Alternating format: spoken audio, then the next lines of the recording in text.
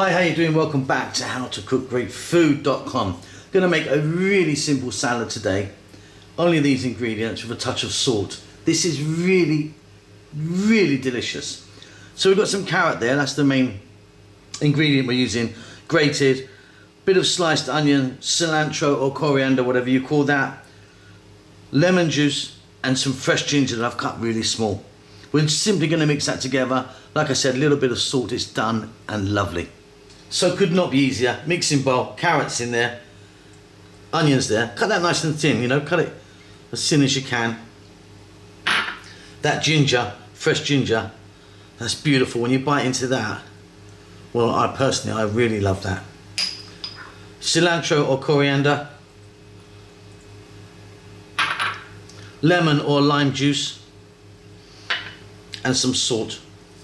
Now, you can really play around with the amounts of everything here. That's why I'm not telling you the actual amounts that I'm using. Just play around with it, get it right. If you wanted some black pepper, you could put some chopped chili in there. I'm keeping it just like that. We're going to give that a mix. And this really incredible salad is done. That's it. Don't forget to subscribe to our channel. We will see you soon. Keep safe, keep well.